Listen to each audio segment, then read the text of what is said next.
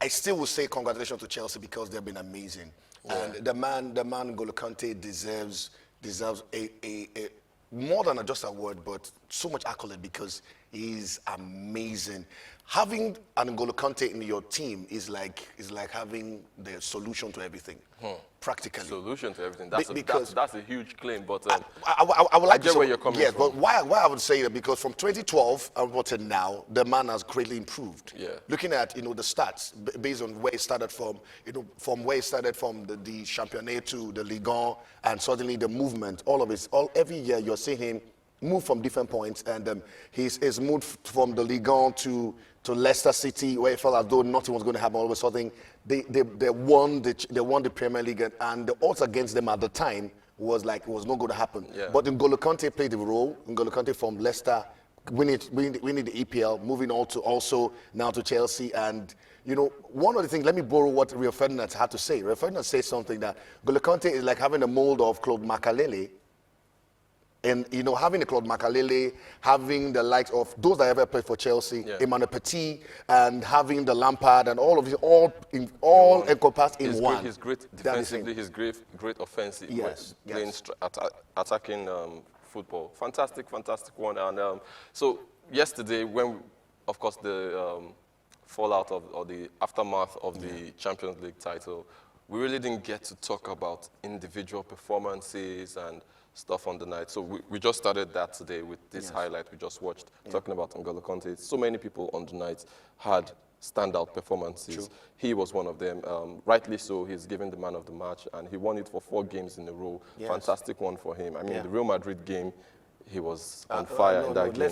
I think we choose not to mention that game because outrightly you do not see in present day football where a particular midfielder becomes a pain for the likes of you can't have a Modric, Tony Toni Kroos and Casemiro. Casemiro, because remember the last season, how Real Madrid got to how they won the La Liga. It was because of Casemiro.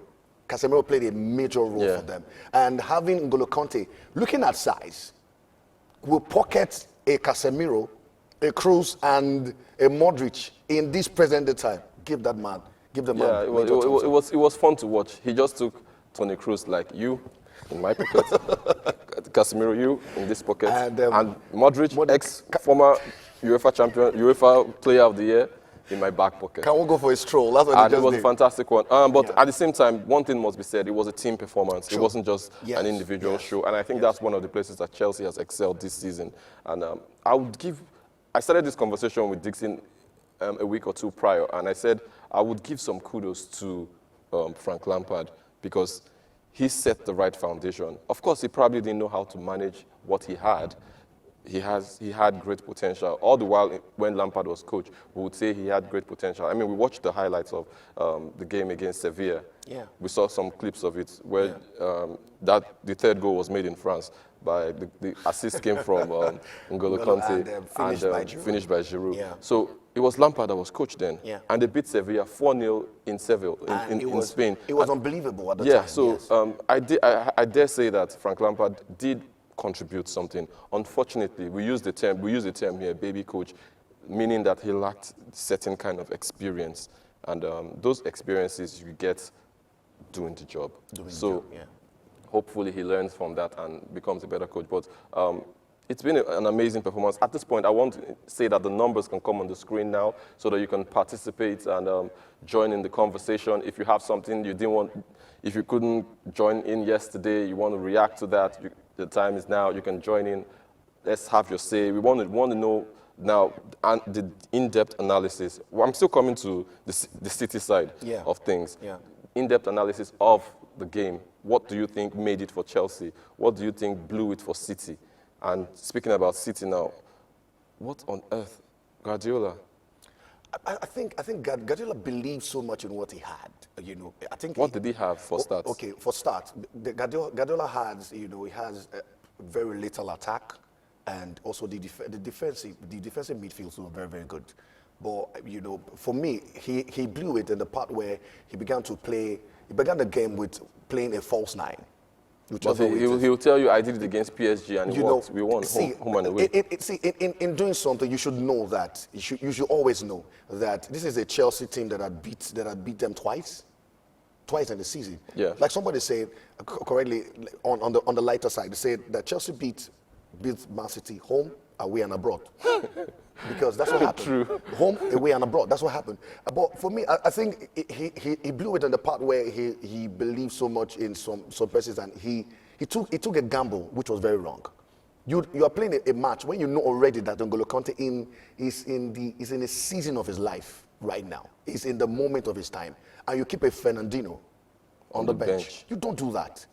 It is a very, very costly mistake. You do not do it. You think that's what cost him the Champions League title? For me, okay, I would say that that's what, but I know that Chelsea were hungrier for the both teams. They were hungrier because it was felt. And also, let me also tell you, statistically, there's no team that have gone to the finals for the first time that have ever won the Champions League. You're among them with these statistics. Hold on. Come on. See, in the midst, I know that to come to a point, of course, there will always be a breaker. But for now, hold on. For now, everybody, everywhere you go to, they always want to play with statistics, because even for Chelsea to have won it this time around, people also play with statistics. And some will say, is it a repeat of history? Yes. The 2012 team that won defeated a Portuguese team in quarterfinals, defeated a Spanish team in semi-finals, and they won it when Conte won the Serie A and Man City won the EPL. And it also happened this time around. Exactly the way it is. So somehow, in the game of sports, in the game of football, statistics always plays something one way or the other. This one is beyond statistics. Oh, okay, it's now what? It's not imagination or what? No, not imagination. Okay, but it happened. It happened. It now happened now. Okay, it now happened that it now played out. So what will you now say? It just happened. It just happened. Well done for it just happened. But I think for me, I'm not a big fan of that kind of coincidence. I know. I also am not saying, because what we get to do from the back end, what we're doing is it happened before. We always want to move with statistics. That's what we're working with. We always want to work with statistics. We will that it didn't happen the way it happened, but it happened. So what do we do? All right, it did happen, and unfortunately for Pep Guardiola and his team, it's their first time. Maybe try again next time, because then statistics, and I choose not to use the word statistics. I choose to use the word history, because it's just history. It happened in the past. For me, it's not a stat that you're playing in the Champions League for the first time already puts you on the odds. On what basis? Okay. For me, just say history. History has it. Okay. But don't say history. statistics. Okay. Now let me now. Okay. If you want, let me now play the good. Let me now play the good advocate. I'll go with you now. Okay. I remove statistics and put history. Yeah. But based on history, there are stats. Thank you. Whatever, you said it. Okay. So that's how it happened. But the $1 million question everybody's asking, and which makes me excited to ask you this: where's Arsenal in the grand scheme of things in Europe? Yes, in the grand scheme of things in Europe, we are in the part where we have to rebuild, and that is true.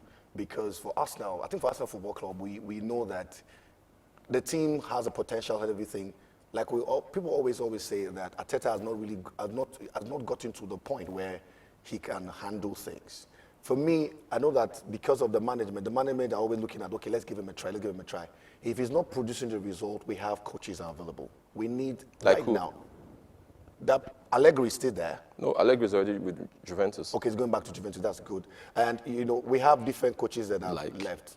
Okay, let me say that I wouldn't mind. Okay, if in a hypothetical situation. Okay. Now, and I'm throwing this to all Arsenal fans, because even me, I'm feeling bad on you guys' behalf, because Chelsea has won title. City is the one that lost, yet the club back is on Arsenal. I'm like, how? Yes, because we have not delivered the goods, and it is true. Are you the only one that has not delivered the goods? Tottenham has not delivered the goods. And they're at Europa. It's so? They're at Europa. But I mean, and they've not won anything. Let me not say they have not won anything, but they are always. This thing is not London rivalry is beginning to happen. That's why people began to say, like, what's happening to us now?